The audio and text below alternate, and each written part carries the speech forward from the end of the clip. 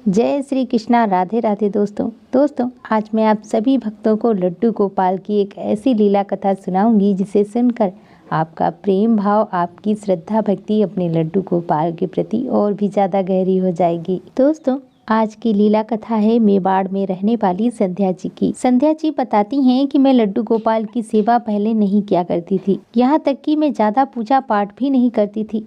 बस इतना था कि मैं सुबह उठकर एक धूप बत्ती लगा देती थी बस, और शाम को मैं आरती में शामिल हो जाती थी। मुझे बिल्कुल भी पूजा पाठ करना अच्छा नहीं लगता था, मेरा पूजा पाठ में बिल्कुल भी मन नहीं लगता था। और हमारे घर में सभी पूजा पाठ करते थे लेकिन मेरा मन बिल्कुल भी नहीं लगता था। मैं बस इतना दिखावे के लिए कर देती थी कि एक धूप बत्ती लगा देती थी और शाम को जब मम्मा और पापा आरती करते थे तो उसमें मैं शामिल हो जाती थी। मेरे अंदर बिल्कुल भी भगवान के प्रति श्रद्धा भक्ति नहीं थी, मेरे अंदर बिल्कुल भी भाव नहीं थे कि मैं पूजा पाठ करूं या फिर भगवान को मानूं। संध्या जी बताती हैं कि लड्डू गोपाल की कृपा कुछ ऐसी हुई, उनकी कृपा से मेरे अंदर इतना भाव जागा कि अब मैं लड्डू गोपाल के बिना एक पल भी नहीं रह सकती। उनसे बहुत ज्यादा प्रेम करती हूँ और उनकी बड़े प्रेम भाव से सेवा पूजा भी करती हूँ। अब मेरा और मेरे लड्डू गोपाल का एक ऐसा रिश्ता बन गया है, हम एक ऐसे रिश्ते में बंध गए हैं कि लड्डू गोपाल के बिना तो मैं रह ही नहीं सकती। संध्या जी बताती हैं कि मेरे जीवन में घटना कुछ ऐसे घटी है जिसके बाद मेरा पूरा जीवन ही बदल गया। मैं एक रेंट के मकान पर रहती थी और जहाँ मैं रहती थी मेरे जस्ट सामने एक मकान खाली पड़ा था। वो मकान ना ही बिक रहा था और ना ही उसमें कोई रेंट के लिए आ रहा था, और वो मकान बहुत सालों से खाली पड़ा हुआ था। ऐसा नहीं था कि वो मकान खराब था, कि वो मकान रहने लायक नहीं था, ऐसा बिल्कुल भी नहीं था। वह मकान बहुत अच्छा था, लेकिन पता नहीं उस मकान को कोई क्यों नहीं ले रहा था और ना ही उसमें कोई किराएदार आ रहा था, कोई रेंट पर आ रहा था। संध्या जी बताती हैं कि जहाँ मैं रहती थी वहीं हमारे पड़ोस में एक भाभी रहा करती थी, जिनके साथ हमारा उठना बैठना, हमारा उनके साथ अच्छा व्यवहार था। एक दिन मेरे मन में आया, मुझसे रहा नहीं गया, तभी मैंने पूछा कि भाभी, ये जो सामने वाला घर है ना, इसमें ना ही कोई किराएदार आ रहा है और ना ही यह मकान बिक पा रहा है, और तो और इस मकान में कोई रहता भी नहीं है। तब भाभी ने बताया कि यहाँ पर पहले किराएदार रहा करते थे पर वो ज्यादा दिन तक रुक नहीं पाते थे, कुछ दिन रहते इसके बाद इनका मकान जो है खाली कर देते थे। इसमें बहुत वर्ष पहले एक डेथ हुई थी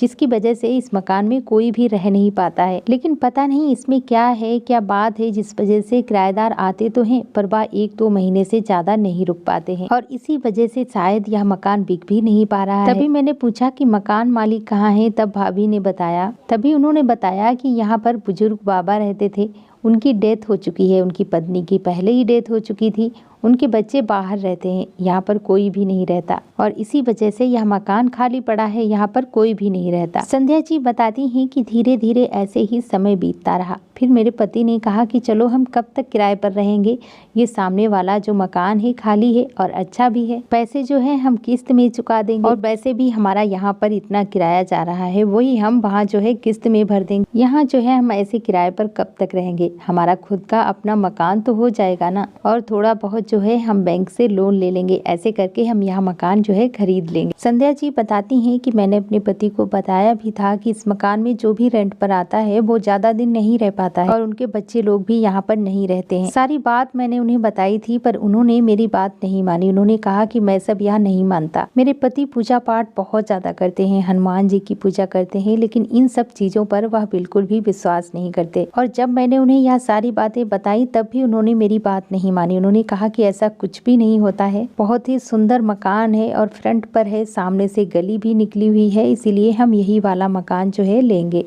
और ऐसी दुर्घटनाएं तो होती रहती हैं, जो भी आया है उसे एक दिन जाना ही है। इसका मतलब ये थोड़ी ना है कि मकान में डेथ हो गई है तो वहाँ पर कोई रहेगा ही नहीं। इसके बाद मेरे पति भाभी से बात करते हैं तो उनकी भाभी भी बताती है कि मेन बात यह है कि उनके बच्चे यहाँ पर रहते नहीं हैं, और जो किराएदार आते हैं वह पता नहीं क्यों नहीं रह पाते, उन्हें अच्छा नहीं लगता, बड़ा मकान है इस वजह से नहीं रहते हैं, या फिर वजह कुछ भी हो सकती है, लेकिन किराएदार यहाँ पर ज्यादा दिन नहीं रह पाते। संध्या जी बताती है कि जब मेरे पति भाभी से बात करते हैं उसके बाद वह यह निश्चय करते हैं कि अब तो मैं इसी मकान को लूंगा, पता नहीं क्यों मुझे यह मकान बहुत अच्छा लगता है। संध्या जी बताती हैं कि इन्हें पता नहीं क्या हो गया है, ये तो बिल्कुल जिद पे आ गए हैं कि इसी मकान को लेना है, और जब से भाभी ने मुझे यह बातें बताई हैं मुझे थोड़ा थोड़ा डर भी लग रहा है। संध्या जी बताती हैं कि मेरे मन में इस तरह का डर बैठ गया। संध्या जी बताती हैं कि इसके बाद कुछ ऐसा हुआ, लड्डू गोपाल की कृपा थी कि चमत्कार था कि जब भी मैं उस मकान के पास से निकलती थी तो मुझे ऐसा ऐसा लगता था कि मैं इस मकान में जाकर देखूं, मैं इस मकान को देख कर आऊं कि आखिर इस मकान में ऐसा है क्या जो मुझे अपनी ओर खींच रहा है। और इसके बाद जब भी मैं जहाँ रहती थी किराए पर, वहाँ मैं ऊपर जब छत पर जाती थी, वहाँ से इस मकान को देखती थी तो मुझे ऐसा लग रहा था कि कोई मुझे वहाँ पर बुला रहा है। मुझे अजीब सी बेचैनी लगती थी, मुझे लगता था कि मैं जाऊँ, इसे खोल कर देखूं कि इसके अंदर आखिर ऐसा क्या है जो मुझे अपनी ओर खींचता है। संध्या जी बताती हैं कि अब तो मुझे ऐसा लगने भी लगा था कि मुझे भी इस मकान में रहना चाहिए। मेरे हस्बैंड सही कह रहे हैं, ऐसा कुछ भी नहीं होता है। संध्या जी बताती हैं कि इसके बारे में मैं अपने पति से बात करती हूँ कि चलो एक बार चलकर हम इस मकान को देख लेते हैं। चलो अंदर से हम चलकर इस मकान को देख भी लेंगे और हमें यह भी पता चल जाएगा कि किस वजह से लोग इस मकान में जो है नहीं रहते हैं। संध्या जी बताती हैं कि मेरे पति मेरी बात मान जाते हैं। संध्या जी बताती हैं कि इसके बाद मेरे पति ने उस डीलर से बात करी जिसके थ्रू वो मकान बिकना था, जो मकान जाना था, उससे बात करते हैं और उससे कहते हैं कि हम यह मकान जो है लेना चाहते हैं, खरीदना चाहते हैं। इसके बाद वह व्यक्ति मेरे साथ आता है और वह मकान को खोलता है। हम उसके साथ ही उस मकान के जो है अंदर जाते हैं। संध्या जी बताती हैं कि जब मैं उस मकान के अंदर जाती हूँ तो मुझे बहुत अच्छा लगता है। वह मकान बहुत ही सुंदर था और मकान देखने के बाद हम लोग यह डिसाइड करते हैं कि चलो अब हम यही मकान लेंगे। इसके बाद संध्या जी बताती हैं कि मेरे हस्बैंड डीलर से बात करते हैं, कहते हैं कि मकान जिनका है उनसे मेरी एक बार बात करा दो। सारी बात करने के बाद, बात फाइनल होने के बाद वह मकान हमने ले लिया। मतलब सब कुछ कंप्लीट हो गया था, सिर्फ साफ सफाई करवा के उसमें गृह प्रवेश बाकी रह गया था। इसके बाद मैंने और मेरे पति ने अच्छे से पूरे मकान की साफ सफाई की।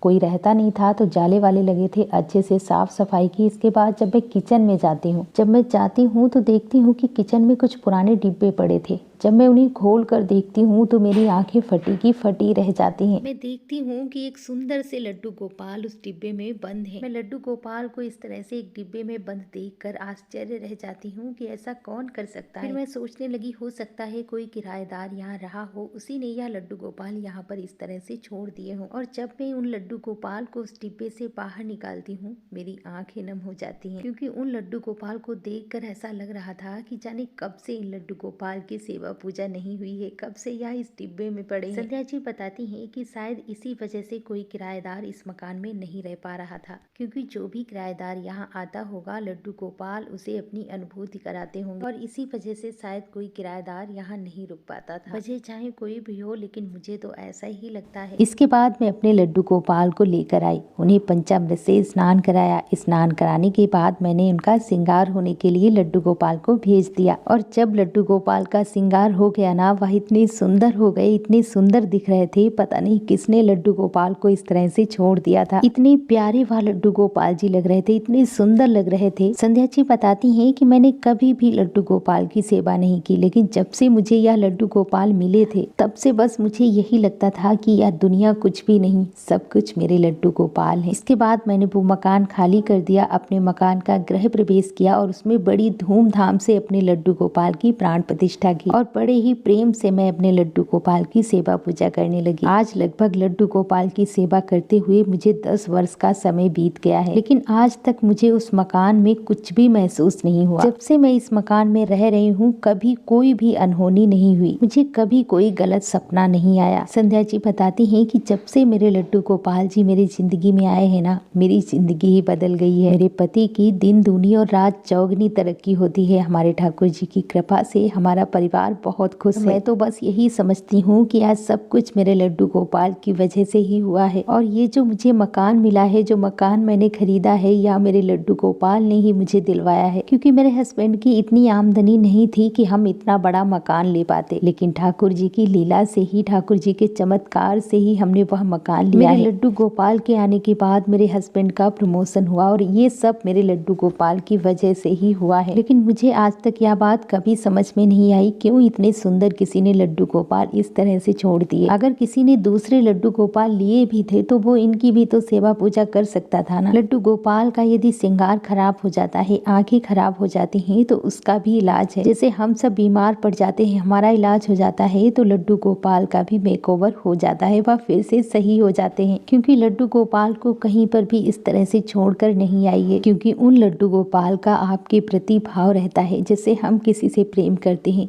वैसे ही हमारे लड्डू गोपाल जी भी हमसे प्रेम करते हैं। और ऐसे ही आप लड्डू गोपाल को छोड़ देते हैं तो सोचिए कितना बुरा लगता होगा, उन्हें कितना दुख होता होगा। और जिनको लड्डू गोपाल जी मिलते हैं उनके ऊपर तो कृपा करते ही करते हैं, क्योंकि उन लड्डू गोपाल को इस तरह से किसी ने छोड़ दिया है। अब उनकी सेवा पूजा होगी, उनका प्रेम होगा तो वो तो कृपा करेंगे ही करेंगे, वो भी तो अपनी अनुभूति कराएंगे ना अपने भक्तों को। संध्या जी बताती हैं कि इस तरह से मेरे लड्डू गोपाल जी मेरे पास आए हैं, वो खुद चलकर मेरे पास आए हैं। मैं अपने लड्डू गोपाल से बहुत प्रेम करती हूँ और मेरे लड्डू गोपाल भी मुझसे करते हैं, और इसका अनुभव भी मेरे लड्डू गोपाल भी हमें कराते हैं। और इन वर्षों में मेरे लड्डू गोपाल ने कई लीलाएं की, कई चमत्कार किए, और इससे मुझे यह पता लगता है कि मेरे लड्डू गोपाल, मेरे कन्हैया हर पल मेरे साथ हैं। और मैं अपने लड्डू गोपाल को देखकर समझ जाती हूँ कि आज मेरे लड्डू गोपाल जी उदास हैं या फिर खुश। कभी वह हंसते हैं, कभी उदास हो जाते हैं, कभी गुस्सा भी करते हैं, लेकिन उनका श्री मुख देखकर मैं यह पता लगा पाती हूँ कि मेरे लड्डू गोपाल जी आज किस स्थिति में हैं। मैं उनका हर भाव महसूस कर पाती हूँ। संध्या जी आपका बहुत बहुत धन्यवाद, जो इतनी अद्भुत लीला कथा आपने हमारे साथ शेयर की, जिसे मैं अपने चैनल के माध्यम से बाकी सभी भक्तों तक पहुँचा पाई।